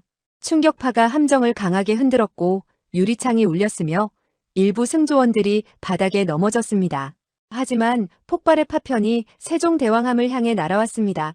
수백 개의 금속 조각이 산탄처럼 흩어지며 함정을 강타했습니다. 대부분은 장갑에 막혔지만 일부가 상부 구조물을 관통했습니다. 레이더실 창문으로 작은 파편 하나가 날아들어왔고 최현우 상사의 목을 스쳤습니다. 그는 비명도 지르지 못하고 자리에서 쓰러졌습니다. 붉은 피가 모니터 화면을 적셨습니다. 옆에 동료가 급히 달려들었지만 이미 늦었습니다. 경동맥이 절단된 상태였습니다. 최현우는 마지막으로 입을 열었습니다. 요격. 성공했습니다. 그리고 눈을 감았습니다. 함교 안이 순간 정적에 휩싸였습니다. 누군가 최 상사 하고 외쳤지만 대답은 없었습니다. 이충호는 주먹을 꽉 쥐었습니다. 첫 번째 전사자였습니다. 29살의 젊은 청년이었고 신혼이었으며 미래가 창창했던 사람이었습니다. 하지만 그는 조국을 지키다 이 자리에서 쓰러졌습니다. 이충호는 깊게 숨을 들이마셨습니다. 최현우 상사의 희생을 헛되이 하지 않을 것입니다. 계속 임무를 수행하십시오. 그의 목소리는 떨렸지만 명령은 분명했습니다. 수중 30m. 박민수는 6개의 전선 중 4개를 이미 절단했습니다. 남은 것은 빨강과 파랑 2개였습니다. 타이머는 5분 40초를 가리키고 있었습니다. 그의 산소는 3분밖에 남지 않았습니다. 시간이 부족했습니다. 박민수는 두 전선을 번갈아 보며 판단하려 했습니다. 폭발물 처리 매뉴얼에 따르면 빨강 전선은 주 기폭선이고 파랑 전선은 보조 전원선이었습니다. 하지만 일본 방식은 반대일 수도 있었습니다. 오판하면 즉시 폭발이었습니다. 그는 손이 떨리는 것을 느꼈습니다. 그때 수면 위에서 거대한 폭발음이 들려왔습니다. 물속에서도 느껴지는 강력한 충격파였습니다. 세종대왕함이 공격받고 있다는 의미였습니다. 박민수는 이를 악물었습니다. 시간이 없어. 결정해야 해. 그는 빨강 전선을 선택했습니다. 매뉴얼을 믿기로 한 겁니다. 니퍼를 전선에 댔습니다. 손이 떨렸습니다. 깊게 숨을 들이마셨습니다. 그리고 끊었습니다. 찰칵. 전선이 절단됐습니다. 타이머가 멈췄습니다. 4분 52초에서 정지했습니다. 성공이었습니다. 박민수는 안도의 한숨을 내쉬려 했지만 그 순간 산소호흡기에서 공기가 나오지 않았습니다. 산소가 바닥난 겁니다. 그는 급히 수면으로 상승하려 했습니다. 하지만 30m 깊이에서 급상승하면 가마병에 걸릴 위험이 있었습니다. 그래도 선택의 여지가 없었습니다. 그는 전력으로 헤엄쳐 올라가기 시작했습니다. 25m, 20m, 뱃속의 공기가 바닥나고 있었습니다. 15m, 10m, 의식이 흐려지기 시작했습니다. 5m, 눈앞이 깜깜해졌습니다. 수면에서 대원들이 박민수를 끌어올렸습니다. 그는 의식을 잃은 상태였고 입에서 거품이 나오고 있었습니다. 대원들이 즉시 심폐소생술을 시작했습니다. 중령님, 정신 차리십시오. 하지만 박민수는 반응이 없었습니다. 고무보트가 전속력으로 세종대왕함으로 향했습니다. 함상 의무실로 긴급 이송해야 했습니다. 하지만 거리가 너무 멀었습니다. 10분은 걸릴 겁니다. 대원 하나가 무전으로 외쳤습니다.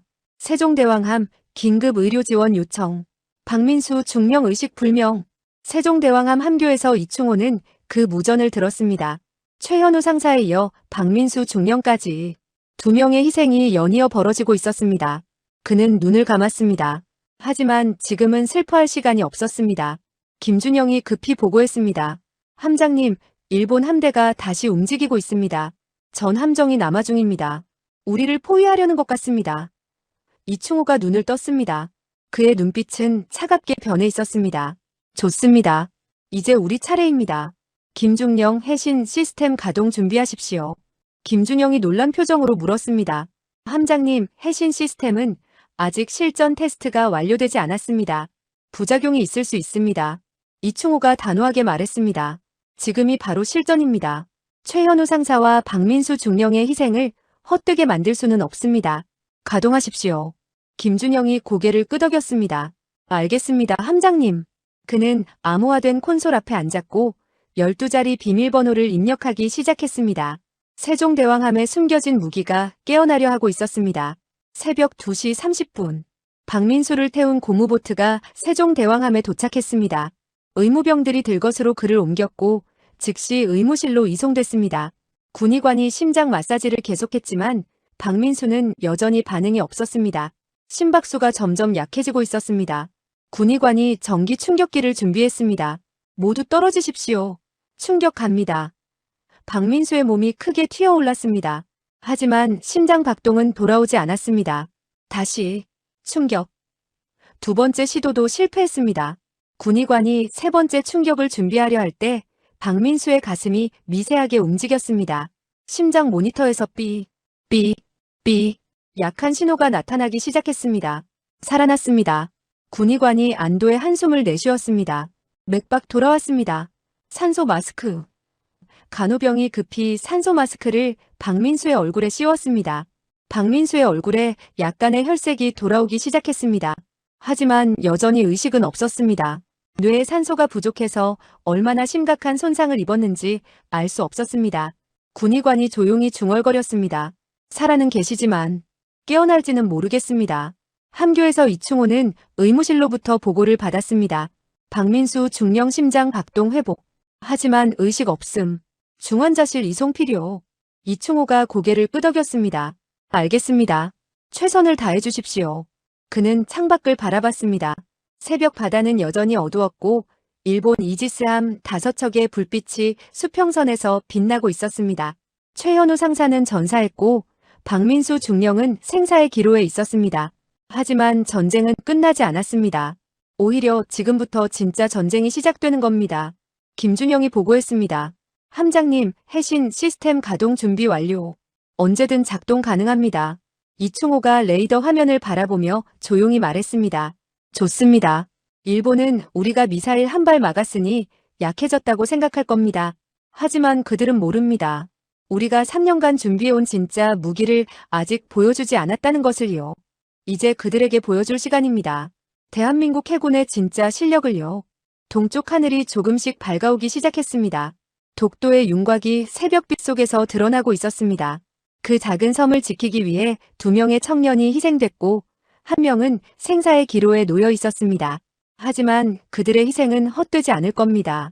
세종대왕함의 승조원 전체가 그들의 뜻을 이어받아 끝까지 싸울 것이기 때문입니다. 새벽 2시 40분. 일본 함대가 다시 움직이기 시작했습니다.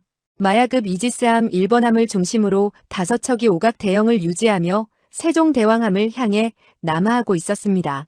속도는 18노트였고 명백히 공격 태세였습니다. 레이더실에서 새로 배치된 이병훈 중사가 긴장된 목소리로 보고했습니다. 함장님, 일본 함대 거리 12해리. 계속 접근 중입니다. 그리고 VLS 해치가 추가로 개방되고 있습니다. 미사일 발사 준비로 보입니다. 이충호는 고개를 끄덕였습니다. 예상했던 일이었습니다. 일본은 첫 번째 공격이 실패하자 더 많은 미사일로 압도하려는 겁니다. 김준영이 전술 상황판을 확인하며 급히 계산했습니다. 함장님, 일본 함대 전체의 VLS를 합치면 최대 640개입니다. 만약 일제 사격하면 우리는 막을 수 없습니다. 우리 세종대왕함의 SM2는 128발뿐입니다. 숫자가 너무 차이납니다. 이충호가 조용히 대답했습니다. 알고 있습니다. 그래서 해신 시스템이 필요한 겁니다. 김중령, 지금 바로 가동하십시오. 김준영이 심호흡을 하고 콘솔 앞에 앉았습니다. 손이 떨렸지만 그는 차분하게 키를 입력하기 시작했습니다.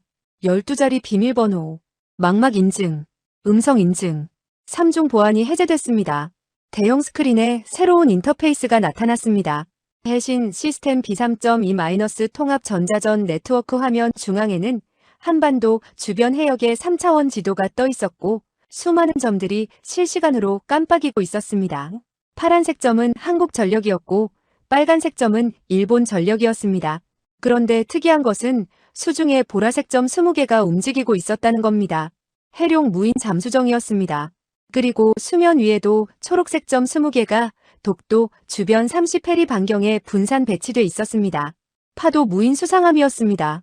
지난 3년간 비밀리에 배치된 40개의 무인 플랫폼이 모두 깨어나고 있었습니다. 김준영이 명령했습니다. 해신 시스템 1단계 가동. 전자전 모드 활성화. 여성 AI 음성이 차분하게 대답했습니다. 해신 시스템 1단계 가동 시작합니다. 목표 설정을 입력하십시오. 김준영이 화면을 터치하며 일본 이지스함 5척을 모두 선택했습니다. 목표 일본 함대 전체. 임무 SPY-1 레이더 무력화 및 통신 교란. AI가 즉시 응답했습니다. 목표 확인. 해룡 잠수정 20대 및 파도 함정 20대 연동 완료. 전자전 공격 개시까지 30초. 카운트다운 시작합니다. 이충호는 긴장하며 화면을 응시했습니다. 해신 시스템은 3년간 개발해온 대한민국 해군의 최첨단 전자전 네트워크였습니다. 40개의 무인 플랫폼이 동시에 특정 주파수의 전자기파를 발사하면 적의 레이더와 통신 시스템을 일시적으로 마비시킬 수 있었습니다. 이론적으로는 가능했지만 실전 테스트는 한 번도 하지 못했습니다. 만약 실패하면 일본 함대의 600발 미사일 공격을 그대로 맞아야 했습니다. 하지만 다른 선택지가 없었습니다. 이충호는 주먹을 꽉 쥐었습니다. 제발, 작동해라. 30초가 흘렀습니다. AI 음성이 차갑게 울려 퍼졌습니다. 전자전 공격 개시합니다. 순간 독도 주변 30페리해역에서 보이지 않는 일이 벌어졌습니다. 수중 50m에서 200m 사이에 배치된 해룡 무인 잠수정 20대가 동시에 고출력 전자기파를 수면 위로 발사하기 시작했습니다. 동시에 수면 위의 파도, 무인 수상함 20대도 지향성 전자기파를 일본 함대를 향해 쏘아 올렸습니다. 40개의 플랫폼에서 발사된 전자기파가 정확한 타이밍에 일본 함대 위치에서 교차했고 거대한 전자기 돔을 형성했습니다. 일본 마야급 이지스함 1번함의 함교에서 갑자기 모든 스크린이 깜빡이기 시작했습니다. 스파이원디 위상 배열 레이더 화면에 노이즈가 가득 찼고 목표물 추적 정보가 모두 사라졌습니다. 통신 장교가 당황하며 외쳤습니다. 함장님, SPY-1 레이더 먹통입니다. 그리고 위성 통신도 두절됐습니다. 일본 함장 사토 대령이 믿을 수 없다는 표정으로 물었습니다. 뭐라고?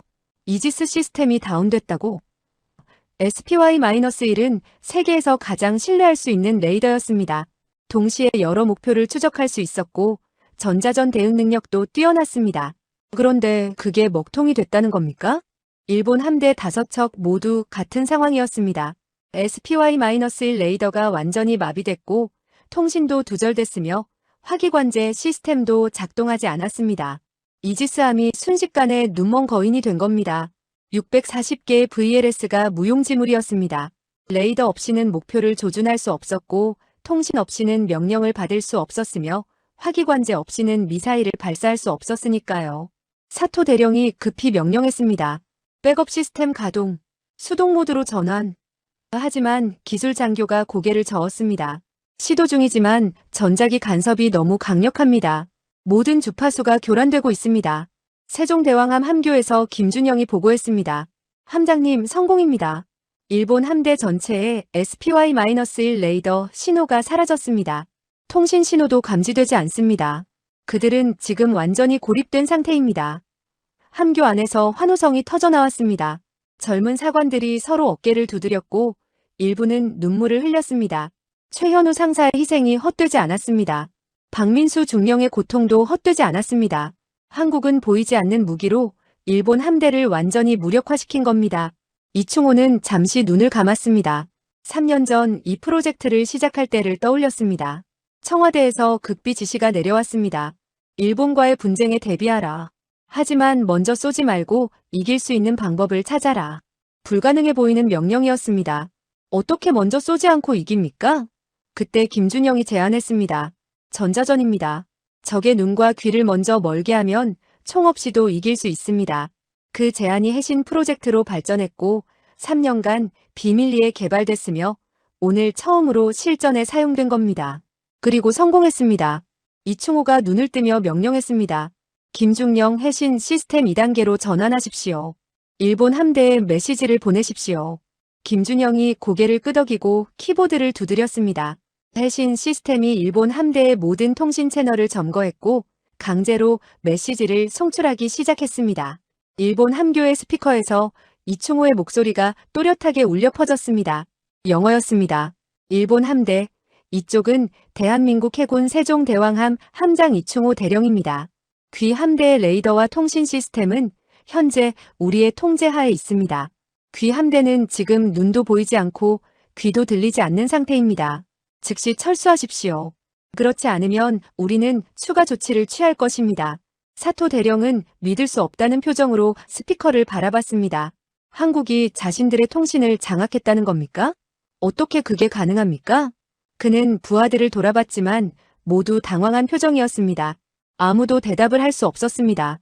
일본 해상자위대는 세계에서 가장 강력한 해군 중 하나였고 최첨단 장비를 갖추고 있었으며 미국과 공동훈련을 수없이 해왔습니다. 하지만 지금 이 순간 그들은 완전히 무력했습니다. 눈도 보이지 않고 귀도 들리지 않으며 입도 막혔습니다. 김준영이 추가로 보고했습니다. 함장님, 해룡 잠수정들이 일본 함대 주변에 음향 교란망을 전개하고 있습니다. 일본 함정들은 소나도 사용할 수 없게 될 겁니다. 이충호가 고개를 끄덕였습니다. 좋습니다. 완벽하게 고립시키십시오. 그들이 얼마나 무력한지 확실히 느끼게 하십시오. 해룡 무인 잠수정 20대가 일본 함대 주변을 빙 둘러싸며 고출력 음향 신호를 발생시키기 시작했습니다. 일본 함정의 소나에는 귀를 찢는 잡음만 가득 찼습니다. 수중에서 무슨 일이 벌어지는지 전혀 알 수 없었습니다.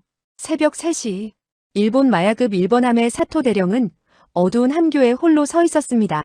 모든 전자장비가 먹통이었고 비상 조명만 희미하게 켜져 있었습니다. 부하장교 하나가 조심스럽게 다가와 말했습니다. 함장님, 수동 항법으로 확인한 결과 한국 함대가 우리를 포위하고 있습니다. 거리 8해리입니다.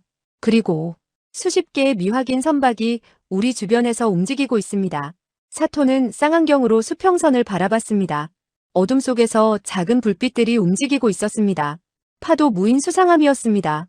하지만 사토는 그게 무인 함정인지 유인 함정인지 알 수 없었습니다. 한국이 얼마나 많은 전력을 숨기고 있었는지 전혀 몰랐던 겁니다. 그 순간 세종대왕함에서 다시 무전이 들어왔습니다. 이번에는 일본어였습니다. 이충호가 직접 말하고 있었습니다. 사토 대령 들리십니까? 우리는 지금 당신들의 모든 함정을 추적하고 있습니다. 레이더뿐만 아니라 수중 음향으로도 추적하고 있습니다. 당신들은 우리의 손바닥 안에 있습니다. 만약 미사일 한 발이라도 발사한다면 우리는 즉시 대응할 것입니다. 그리고 당신들은 우리를 볼 수도 없고 들을 수도 없는 상태에서 공격받게 될 겁니다. 현명한 선택을 하십시오. 사토는 주먹을 꽉 쥐었습니다. 굴욕적이었습니다. 일본 해상자위대가 이렇게 무력하게 당한 적이 없었습니다. 하지만 선택의 여지가 없었습니다. 레이더도 없고 통신도 없는 상태에서 싸울 수는 없었습니다. 그것은 자살 행위였습니다. 그는 깊게 한숨을 내쉬며 부관에게 지시했습니다. 함대 사령부에 연락하십시오. 유선 통신으로요. 상황을 보고하고 지시를 받겠습니다. 부관이 고개를 끄덕이고 함교를 나갔습니다. 사토는 다시 창밖을 바라봤습니다. 독도가 새벽빛 속에서 선명하게 보였습니다. 그 작은 섬이 이렇게 멀게 느껴진 적이 없었습니다. 세종대왕함 함교에서는 긴장이 조금씩 풀리고 있었습니다.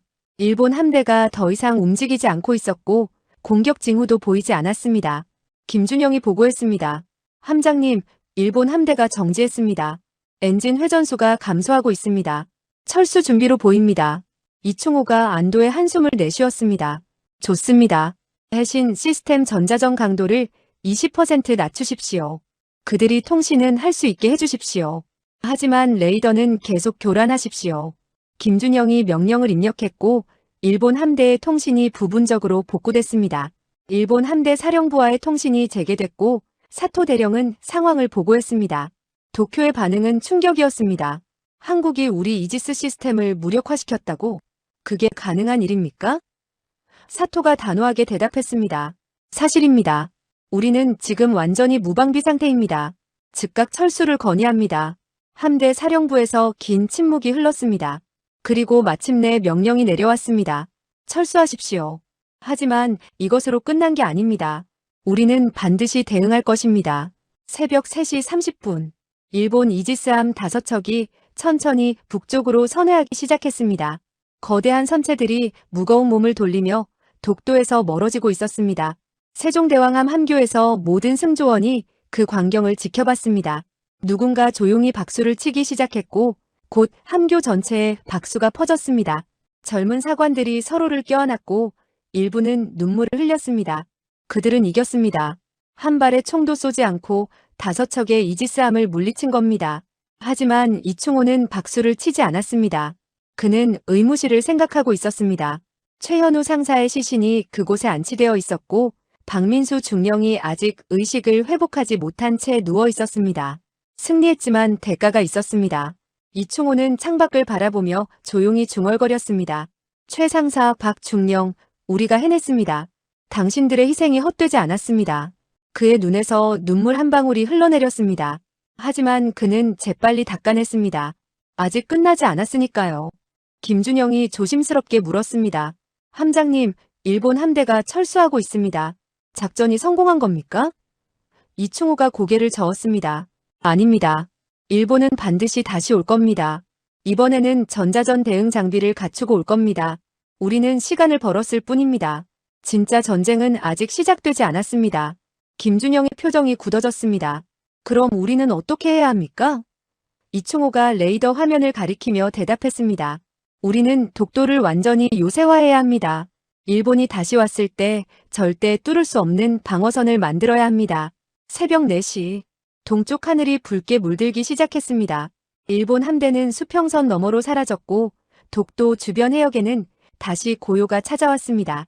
하지만 세종대왕함의 승조원들은 긴장을 풀지 않았습니다. 그들은 알고 있었습니다.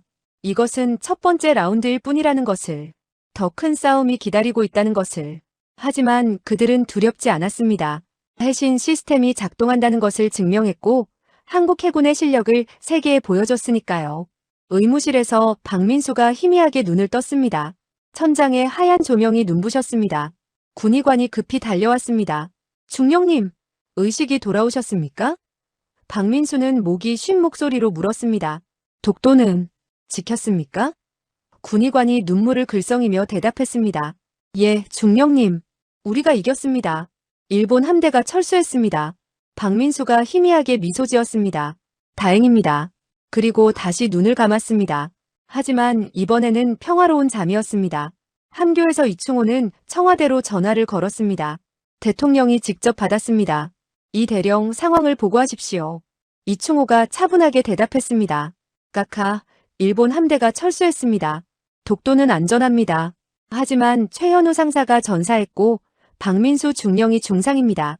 그리고 납포된 어부 12명은 아직 구출하지 못했습니다. 대통령이 깊게 한숨을 내쉬었습니다. 수고했습니다, 이 대령. 어부들 구출 작전을 계속 진행하십시오. 외교부가 일본과 협상을 시작할 겁니다. 전화가 끊어졌습니다. 이충호는 수화기를 내려놓으며 생각했습니다. 외교 협상으로 어부들을 돌려받을 수 있을까? 일본이 순순히 넘겨줄까? 그는 고개를 저었습니다. 일본은 자존심이 상한 상태였고 쉽게 물러서지 않을 겁니다. 어쩌면 더 큰 도발을 준비하고 있을지도 몰랐습니다. 그는 김준영에게 지시했습니다. 해신 시스템을 계속 가동 상태로 유지하십시오. 그리고 해룡과 파도 함정들도 경계 태세를 유지하십시오. 언제든 다시 싸울 준비를 하십시오. 독도 동쪽 해안에서 태양이 떠오르기 시작했습니다. 황금빛 햇살이 바다를 비추었고 파도가 반짝이며 해안을 때렸습니다. 세종대왕함의 갑판 위에서 한 젊은 수병이 독도를 바라보고 있었습니다. 그는 22살이었고 입대한 지 1년밖에 안 됐습니다. 하지만 오늘 밤 그는 전쟁을 경험했고 동료의 죽음을 목격했으며 승리의 기쁨도 느꼈습니다. 그는 독도를 향해 조용히 경례를 올렸습니다.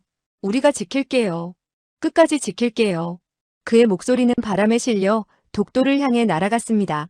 새벽 5시, 청와대 국가안보실에서 긴급 영상회의가 소집됐습니다. 대통령, 국방부 장관, 외교부 장관, 합참의장, 그리고 세종대왕함의 이충호 대령이 화면으로 연결되어 있었습니다. 대통령이 먼저 입을 열었습니다. 이 대령 해신 시스템이 성공했다는 보고를 받았습니다. 대단한 성과입니다. 하지만 일본이 다시 올 겁니다. 이번에는 어떻게 대응할 계획입니까? 이충호가 화면을 통해 차분하게 대답했습니다. 카카, 저는 선제 타격을 건의합니다. 일본이 준비를 마치기 전에 우리가 먼저 움직여야 합니다. 국방부 장관이 놀라며 물었습니다. 선제 타격이라니? 일본 본토를 공격하자는 겁니까? 이충호가 고개를 저었습니다. 아닙니다. 일본 본토가 아니라 대마도입니다. 일본 해상자위대 서부방면대 사령부가 대마도에 있습니다. 그곳을 봉쇄하면 일본은 독도로 오는 보급로가 끊깁니다. 그리고 납포된 어부들도 대마도 해상보안청 기지에 억류되어 있다는 정보를 확인했습니다. 일석이조입니다. 외교부 장관이 반대했습니다. 너무 위험합니다. 그건 사실상 일본 영토 공격입니다. 국제사회의 비난을 받을 겁니다. 이충호가 단호하게 말했습니다. 우리는 일본 영토를 공격하지 않습니다. 단지 대마도 해협을 봉쇄할 뿐입니다.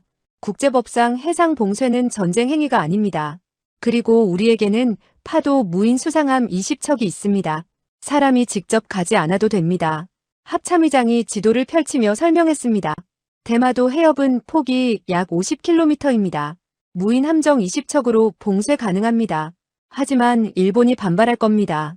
해상자위대가 출동할 겁니다. 이충호가 미소를 지었습니다. 그럼 우리 유인 함정이 대응합니다. 해신 시스템이 있는 한 우리가 유리합니다. 대통령이 긴 침묵 끝에 결정을 내렸습니다. 좋습니다. 작전을 승인합니다. 하지만 민간인 피해는 절대 없어야 합니다. 그리고 일본 함정을 먼저 공격하지 마십시오. 어디까지나 방어 작전입니다. 이충호가 경례를 올렸습니다. 명심하겠습니다. 각하. 영상회의가 종료됐습니다. 이충호는 김준영에게 지시했습니다. 파도 함대의 명령을 전달하십시오. 대마도 해협으로 이동, 봉쇄선 형성. 작전명은 해신작전 2단계입니다. 김준영이 즉시 명령을 입력하기 시작했습니다. 새벽 6시. 독도 남쪽 20해리 해역에 분산 배치되어 있던 파도 무인 수상함 20척이 일제히 서쪽으로 선회했습니다. 각 함정은 길이 15m, 폭 5m의 작은 크기였지만 최신 AI 자율 항법 시스템과 원격 무기 시스템을 탑재하고 있었습니다. 20mm 기관포 한 문과 소형 대한미사일 해성 2발이 장착되어 있었습니다. 작지만 치명적인 전력이었습니다. 20척의 파도 함정이 시속 40노트의 고속으로 대마도를 향해 질주하기 시작했습니다. 3시간이면 도착할 거리였습니다. 세종대왕함도 움직였습니다. 이충호가 명령했습니다. 전 함대 대마도 방향으로 진로 변경. 속도 20노트. 세종대왕함과 구축함 2척이 천천히 서쪽으로 방향을 틀었습니다. 동시에 장보고 III급 잠수함 안중근함이 수중 100m 깊이에서 선행하기 시작했습니다. 대한민국 해군의 최정예 전력이 대마도를 향해 이동하고 있었습니다. 목표는 명확했습니다. 대마도 해협을 봉쇄하고 일본의 독도 접근을 차단하며 납포된 어부 12명을 구출하는 것이었습니다. 오전 9시 파도 무인 함정 20척이 대마도 해협에 도착했습니다. 대마도 북쪽 해안에서 3해리 떨어진 지점에 일렬로 배치됐습니다. 각 함정 사이 간격은 2.5km였고 총 50km의 봉쇄선이 형성됐습니다. 함정마다 레이더가 작동하며 주변을 감시했고 AI가 자동으로 접근하는 선박을 식별했습니다. 김준영이 보고했습니다. 함장님, 파도 함대 봉쇄선 형성 완료. 대마도 해협은 이제 우리 통제하에 있습니다. 이충호가 고개를 끄덕였습니다. 좋습니다. 일본의 반응을 기다리십시오. 반응은 즉각적이었습니다. 대마도 해상보안청에서 순시선 5척이 긴급 출동했습니다. 각 순시선은 1000톤급이었고 20mm 기관포로 무장하고 있었습니다. 순시선들이 파도 함정을 향해 접근하며 경고 방송을 시작했습니다. 미확인 선박, 즉시 일본 영해에서 퇴거하라. 이것은 경고다. 반복한다. 즉시 퇴거하라. 하지만 파도 함정들은 움직이지 않았습니다. AI는 명령을 받을 때까지 위치를 유지하도록 프로그래밍되어 있었습니다. 일본 순시선들이 더 가까이 접근했습니다. 거리 2해리, 1해리. 세종대왕함 함교에서 이충호가 명령했습니다. 파도 함정 전체의 지시, 경고방송 송출 시작. 파도 함정들의 스피커에서 한국어와 일본어로 방송이 흘러나왔습니다. 일본 순시선에 경고합니다. 이 해역은 현재 대한민국 해군의 작전구역입니다. 더 이상 접근하면 자위권을 행사할 것입니다. 즉시 철수하십시오. 일본 순시선들이 잠시 멈췄습니다. 하지만 곧 다시 접근하기 시작했습니다. 그들은 파도 함정이 무인 함정이라는 것을 몰랐습니다. 단순한 무장보트로 생각했던 겁니다. 거리가 500m로 좁혀졌을 때 파도 함정 1번함의 기관포가 하늘을 향해 경고 사격을 했습니다. 탕, 탕, 탕. 20mm 탄환이 하늘로 날아가며 불꽃을 튀겼습니다. 일본 순시선들이 급히 정지했습니다. 그들은 이제 상황의 심각성을 깨달았습니다. 이건 단순한 보트가 아니라 무장 함정이었고 실제로 발포할 의지가 있었던 겁니다. 순시선 지휘관이 대마도 해상보안청 본부에 긴급 보고를 했습니다. 한국 무장 함정 20척이 해협을 봉쇄했습니다. 경고 사격을 했습니다. 지시를 요청합니다. 대마도 해상보안청 본부에서는 긴급 회의가 열렸습니다. 그들은 딜레마에 빠졌습니다. 한국 함정을 공격하면 전면전으로 비화될 수 있었고 그렇다고 물러서면 일본의 자존심이 완전히 무너질 것이었습니다. 결국 그들은 해상자위대의 지원을 요청했습니다. 한국 해군이 대마도 해협을 봉쇄했습니다. 즉각 출동 바랍니다. 대마도 해상자위대 기지에서 고속 미사일정 4척이 긴급 출동했습니다. 각 미사일정은 하푼 대한미사일 4발을 탑재하고 있었습니다. 본격적인 군사대치가 시작되는 순간이었습니다. 오전 10시 세종대왕함이 대마도 동쪽 15해리 해상에 도착했습니다. 이충호가 쌍안경으로 대마도를 바라봤습니다. 섬의 윤곽이 선명하게 보였고 항구에서 일본 미사일정들이 출항하는 것이 보였습니다. 김준영이 보고했습니다. 함장님, 일본 미사일정 4척 출동 확인. 파도 함대를 향해 고속 접근 중입니다. 예상 접촉 시간 15분 후입니다. 이충호가 명령했습니다. KDDX 장민석 함장에게 연락하십시오. 전방 배치를 지시하십시오. 김준영이 암호화 통신으로 연락했고 KDDX 스텔스 구축함 최영함이 전속력으로 전방으로 이동하기 시작했습니다. KDDX 최영함은 한국 해군의 차세대 구축함이었고 스텔스 설계로 레이더 반사 면적이 매우 작았습니다. 장민석 소령은 35살의 젊은 함장이었고 해군사관학교 출신의 엘리트였습니다. 그는 함교에서 레이더 화면을 확인하며 명령했습니다.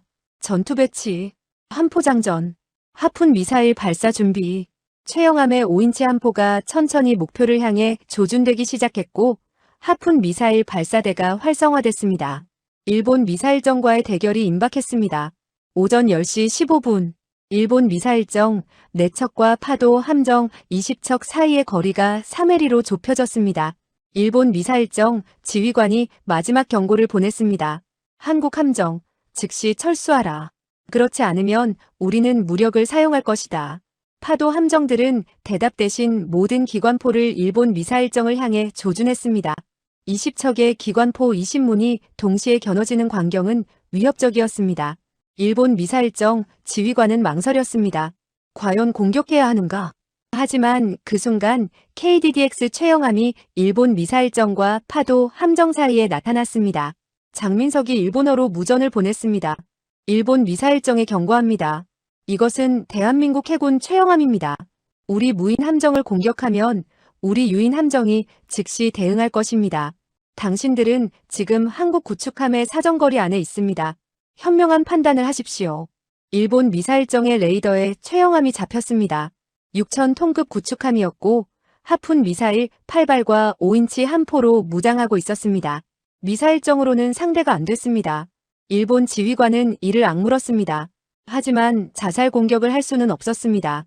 일본 미사일정들이 천천히 후진하기 시작했습니다. 그들은 물러섰습니다. 파도 함정 앞에서 일본 해상자위대가 굴복한 겁니다. 세종대왕함 함교에서 환호성이 터져 나왔습니다. 이겼습니다. 일본이 물러섰습니다. 이충호는 미소를 지었지만 긴장을 풀지 않았습니다. 아직 끝나지 않았습니다. 어부들을 구출해야 합니다. 김준영이 고개를 끄덕이며 다음 단계를 준비했습니다. 오전 11시 세종대왕함에서 청와대로 직통 전화가 걸려왔습니다. 이충호가 받았습니다. 까카, 대마도 해협 봉쇄 성공했습니다. 일본 해상자위대가 철수했습니다. 대통령의 목소리가 들렸습니다. 잘했습니다, 이 대령. 이제 일본 정부에서 협상을 요청해 왔습니다. 외교부가 긴급 회담을 진행할 겁니다. 어부들 석방도 협상 의제에 포함됩니다. 이충호가 대답했습니다. 감사합니다, 각하. 하지만 우리는 봉쇄를 유지하겠습니다. 어부들이 실제로 석방될 때까지요. 오후 2시 서울 외교부 청사에서 한일 긴급 외교 회담이 열렸습니다. 일본 외무성 차관이 긴장된 표정으로 말했습니다. 대마도 해협 봉쇄는 명백한 도발 행위입니다. 즉각 철수하십시오. 한국 외교부 차관이 차분하게 대답했습니다. 독도는 대한민국 고유 영토입니다. 귀국이 먼저 우리 어부들을 납포하고 이지스함 5척으로 위협한 것이 도발입니다. 어부 12명을 즉시 석방하십시오. 그러면 우리도 봉쇄를 해제하겠습니다. 일본 차관이 망설였습니다. 하지만 선택의 여지가 없었습니다. 대마도 해협이 막힌 상태에서는 일본 서부 해운이 마비됐습니다. 오후 3시 일본 정부가 결정을 내렸습니다. 어부들을 석방하겠습니다.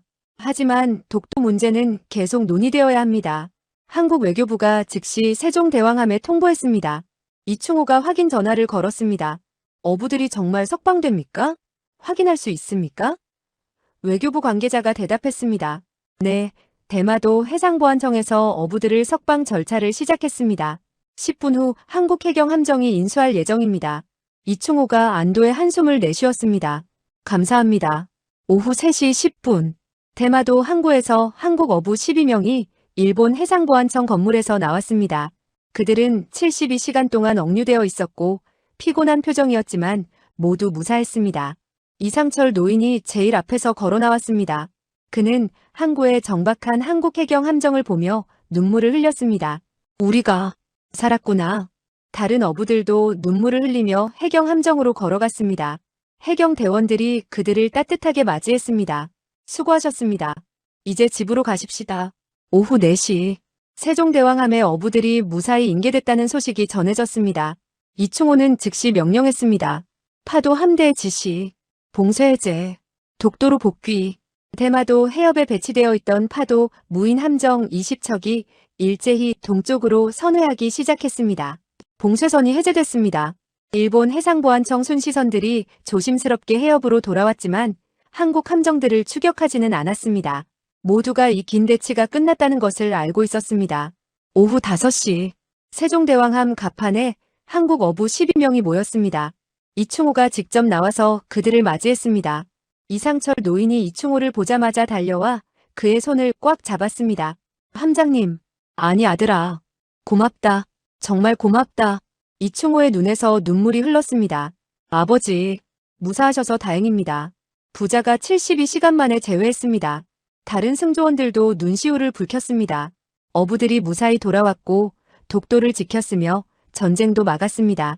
저녁 6시 세종대왕함이 독도로 복귀하기 시작했습니다. 석양이 서쪽 하늘을 붉게 물들이고 있었고 독도의 윤곽이 아름답게 빛나고 있었습니다. 갑판 위에서 승조원들이 독도를 바라보며 조용히 경례를 올렸습니다. 최현우 상사의 희생이 헛되지 않았습니다. 박민수 중령의 고통도 헛되지 않았습니다. 대한민국 해군이 총 한 발 쏘지 않고 일본 함대를 물리쳤고 어부들을 구출했으며 독도를 지켜낸 겁니다. 함교에서 이충호는 청와대로 마지막 보고를 했습니다. 각하, 임무 완수했습니다. 어부 12명 전원 무사히 구출했고 일본 함대는 철수했으며 독도는 안전합니다. 대통령의 목소리가 따뜻했습니다. 수고 많으셨습니다, 이 대령. 그리고 최현우 상사의 희생을 잊지 않겠습니다. 국가가 책임지겠습니다. 이충호가 경례를 올렸습니다. 감사합니다, 각하. 전화가 끊어졌습니다. 김준영이 조심스럽게 물었습니다. 함장님, 이제 정말 끝난 겁니까? 이충호가 독도를 바라보며 대답했습니다. 이번 전투는 끝났습니다. 하지만 독도를 지키는 싸움은 계속될 겁니다. 일본은 포기하지 않을 테니까요. 하지만 우리도 절대 포기하지 않을 겁니다. 우리에게는 해신 시스템이 있고 훌륭한 장병들이 있으며 무엇보다 지킬 가치가 있는 땅이 있으니까요. 김준영이 고개를 끄덕이며 미소 지었습니다. 그렇습니다, 함장님. 의무실에서 박민수가 완전히 의식을 회복했습니다. 군의관이 그에게 설명했습니다. 중령님, 어부들이 모두 구출됐습니다. 일본 함대도 철수했습니다. 우리가 이겼습니다. 박민수가 희미하게 미소 지었습니다. 다행입니다. 그럼 최 상사는? 군의관이 고개를 숙였습니다. 전사하셨습니다. 하지만 그분의 요격 덕분에 우리가 살았습니다. 박민수는 눈을 감았습니다. 승리의 기쁨과 동료를 잃은 슬픔이 교차했습니다. 전쟁이란 항상 그런 것이었습니다. 밤 8시 세종대왕함이 독도 동쪽 오해리 해상에 정박했습니다. 갑판에서 최현우 상사를 위한 추모식이 거행됐습니다. 태극기로 감싼 관이 갑판 중앙에 놓였고 전 승조원이 경례를 올렸습니다. 이충호가 추도사를 읽었습니다. 최현우 상사는 조국을 지키다 이 자리에서 장렬히 전사했습니다. 그의 희생이 없었다면 우리는 살아남지 못했을 것입니다. 우리는 그를 영원히 기억할 것입니다. 예포가 3번 울렸고 관이 천천히 바다로 내려갔습니다. 최현우 상사는 독도 바다에 영면했습니다. 독도 등대에 불이 켜졌습니다. 어둠 속에서 등대의 빛이 바다를 비췄고 세종대왕함의 갑판을 따뜻하게 감쌌습니다. 승조원들은 조용히 등대를 바라봤습니다. 저 등대가 계속 빛나는 한독도는 안전할 것이었습니다.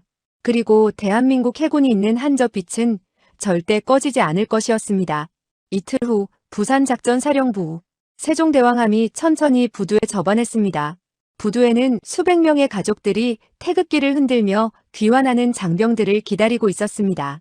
아이들은 아빠를 보려고 발돋움을 했고 아내들은 눈물을 흘리며 남편을 찾고 있었으며 부모들은 떨리는 손으로 자식을 기다리고 있었습니다.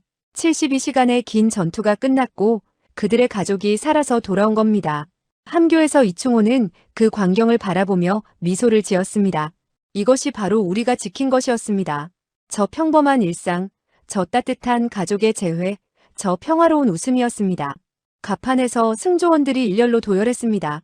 태극기가 바람에 펄럭이고 있었고 해군 군악대가 애국가를 연주하기 시작했습니다.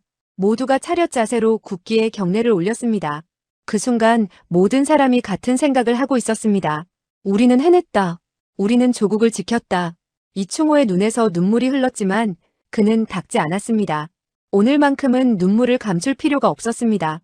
옆에 선 김준영도 박민수도 젊은 사관들도 모두 눈물을 흘리고 있었습니다. 그것은 기쁨의 눈물이자 안도의 눈물이었고 동시에 최현우 상사를 그리워하는 슬픔의 눈물이기도 했습니다. 함정에서 내리는 통로가 연결됐습니다. 제일 먼저 내린 사람은 한국 어부 12명이었습니다. 이상철 노인이 가장 앞에서 천천히 걸어 내려왔고 통로 아래에서 그의 아내가 기다리고 있었습니다. 70대 노부부가 72시간 만에 재회했습니다. 할머니가 할아버지의 손을 잡으며 울음을 터뜨렸습니다. 여보, 살아 돌아왔구려. 할아버지도 눈물을 흘리며 대답했습니다. 미안하오. 걱정 많이 끼쳤소. 두 사람은 한참을 그렇게 서로를 껴안고 울었습니다. 주변 사람들도 모두 눈물을 흘렸습니다. 전쟁의 진짜 희생자는 군인만이 아니라 그들을 기다리는 가족들이었습니다. 다음으로 내린 사람은 박민수 중령이었습니다. 그는 휠체어에 앉아 있었지만 표정은 밝았습니다. 의사는 완전히 회복하려면 석 달이 걸릴 거라고 했지만 생명에는 지장이 없다고 했습니다. 통로 아래에서 그의 아내와 7살 딸이 기다리고 있었습니다. 딸이 달려와 박민수를 껴안으며 외쳤습니다. 아빠, 아빠가 영웅이래요. 선생님이 그러셨어요. 박민수가 딸을 안으며 웃었습니다. 아빠는 영웅이 아니란다. 그냥 할 일을 했을 뿐이야. 하지만 딸은 고개를 저었습니다. 아니에요. 아빠는 우리 영웅이에요. 박민수의 눈에서 다시 눈물이 흘렀습니다. 이번에는 행복의 눈물이었습니다. 이충호는 제일 마지막에 내렸습니다.